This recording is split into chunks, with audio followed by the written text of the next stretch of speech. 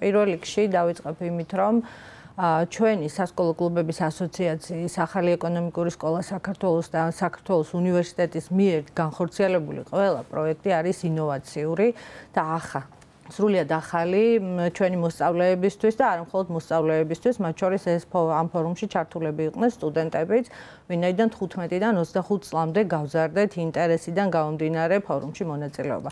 ფორუმი თავისთავად გამორჩეულია იმით სხვა ფორუმებისგან, რომ ეს ეკონომიკურ საკითხს შეეხებოდა და პირდაპირ გადასვლა გვაქვს ახლა თქვენი ბოლო ინფორმაცია რაც გქონდათ ეროვნულ ბანკთან დაკავშირებით. გვაინტერესებდა რამდენად იყვნენ მოსწავლეები ინფორმირებულები ეკონომიკის საკითხებთან დაკავშირებით, ვინაიდან ვიცით, რომ რატომ იყო ეს ინტერესი, რატომ გადაწყდა ზოგადად ეს თემატიკა. ეხლა მოგახსენებთ, წლებია უკვე ეროვნული სასწავლო გეგმის მიხედვით აქტიურად ვასწავლით მე-11 კლასის სახელმძღვანელო მოქალაქეობის მთლიანად ეკონომიკაზე არის აგებული. გარდა ამისა, მე და საზოგადოებაში გვაქვს მთელი თავი მიძღვნილი ეკონომიკასთან დაკავშირებით და ეს იყო ფაქტიურად ერთგვარი ტესტი იმის თუ რამდენად ერკვევიან ჩვენი მოსწავლეები იმ ძირითად მნიშვნელოვან და ფუნდამენტურ საკითხებთან დაკავშირებით, როგორიც ეკონომიკა. გარდა ამისა, ჩვენ ხშირად გვაქვს ისეთი პროექტები, რომლებიც პირდაპირ კავშირით ეკონომიკას, მეწარმოების განვითარებას და საქართველოში ეკონომიკური ინდექსების გამოთვლას და მათ შესახებ ცნობიერების ამაღლებას ეხება. ამ შემთხვევაში ჩვენთვის ამოსავალი წერტილი იყო ის, რომ გამორჩევით სხვა ფორუმებისა და მოდელირებული სამიტებისა, რომელსაც თავისთავად ცხადია აქვს კონკურსის მდგომარეობაც, იმიტომ რომ ყველა მოდელირებულ სამიტს და სიმულაციურ ეს იქნება გაერთიანებული ერების ორგანიზაციის, ევროპარლამენტის თუ სხვა სიმულაციური თამაშების მოდელირებულ ორგანიზაციულ ფორმებს აქვს კონკურსის ფორმა, მას ყავს საუკეთესო მომხსენებელი, საუკეთესო კითხვების დასმა, რაც შეეხება ჩვენ შემთხვევაში დავამატეთ ნომინაცია, პირადად სასკოლო კლუბების ასოციაციამ დააწესა ესეთი პრიზი, ეკონომიკის გენიოსი 2025. ჩვენ იმედს ვიტოვებთ, რომ ყოველ წელს გავაკეთებთ აი ამ ასეთ სამიტებს და შედეგება ზუსტად ამაზე მიგვითითა, რომ აუცილებელია ასეთი ფორუმების ორგანიზება. რა იყო მთავარი საკითხები, რის ირგვლივაც ბავშვებთან საუბრობდნენ? ანუ ისევ იქ დავბრუნდები, რატო არის გამორჩეული ეს ჩვენი ფორუმი ეკონომიკის საკითხებს რაც შეეხება. პირველ რიგში იმით, რომ თვითონ ეკონომიკის შინაარსი ჰქონდა მას, თვითონ მოსწავლეს ყავდა უпростоროდ 7 კომიტეტი ჰქონდა გამორჩეული. ეს იყო ბიზნესის რეგულირების ეს იყო კომიტეტი შრომის ბაზრის რეგულირების, საკრედიტო ბაზრის რეგულირება, ჰქონდა ასევე მყარი ფულის, სამართლებრივი სისტემისა და საკუთრების უფლების კომიტეტები და საგარეო ვაჭრობა, იმპორტის პროცედურების გამარტივება საქართველოში.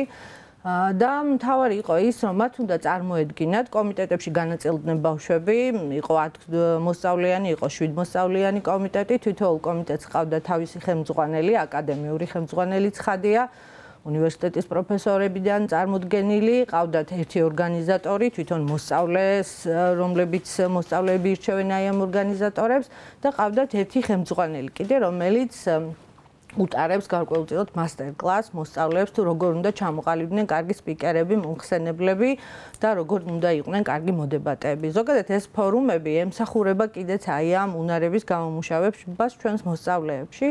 და მე პირადად უნდა გითხრათ, რომ რა ვიცი, ყოველგვარ შედეგს გადააჭარბა ამ მოსწავლეების ჩართულობა, მათმა მოტივაციამ, სწორმა დამოკიდებულებებმა საკუთარი ქვეყნის მიმართ პასუხისმგებლობის ნაწილში.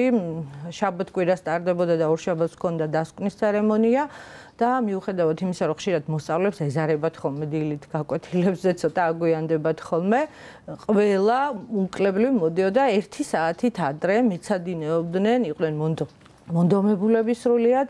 გარკვეული კონკურსის სახელიც ჰქონდა, ხომ ამას გამარჯვებულებზეც რომ ვისაუბროთ. კი ბატონო, ეხლა მოგახსენებთ, რომ დამავიწყდეს ეს ნომინაციები. ესე იგი, ნომინაციები ასეთი იყო. საუკეთესოებიდან საუკეთესო მონაწილე გახდა რუსთავის მე-4 საჯარო სკოლის მოსწავლე ლუკა ბაგაური, მათ შორის მათმა კომიტეტმა მიიღო 250 ქულა, ყველაზე მაღალი ქულა, რაც მიუთითებს მათი გუნდურობის ერთობლივ შრომაზე, თავდადებაზე და მთელი ამ 3 დღის განმავლობაში ისინი იყვნენ ძალიან პოზიტიურები, ძალიან კარგი მომხსენებლებიც. გამიჭირდება ამ კომიტეტიდან დავასახელო რომელიმე გამორჩეული, იმდენად კარგი სპიკერები ყავდათ. საუკეთესო ექსპერტული რჩევა რეფორმების კუთხით, საუკეთესო ორგანიზატორი მონაცემთან ბრძანებელი, მათ შორის ისევ ლუკა ბაგაური გახდა. ანუ რამდენიმე ნომინაცია მოხსნა ამ ბავშვმა, თუმცა ლუკასთან ერთად ეკონომიკის გენიოსი 2025 გახდა კიდევ ორი მოსწავლე. ეს იყო ილია ტურაბელიძე და მარიამ გრატიაშვილი და ვინაიდან სამი მომხსენებელი და სამივე წარმატებული ეკონომიკის გენიოსის პრიზის მფლობელი ყავდა, გამიჭირდა რომ მათგან ერთ-ერთი გამომერჩია და რომელიმე მომეყვანა. თუმცა ამ ბავშვებთან დიალოგი აი ამ ეკონომიკის საკითხებთან და რეფორმებთან დაკავშირებით დიალოგი უკიდურესად მნიშვნელოვანი და საინტერესო უნდა იყოს წესით თუნდაც ეკონომიკის ექსპერტების ურთიერთობას გულისხმობ. თვითონ ამ ბავშვებისთვის რატომ არის მნიშვნელოვანი, რომ პატარა ასაკიდანვე მერკვეოდნენ ისეთ საკითხებში, როგორც არის ქართული ეკონომიკა?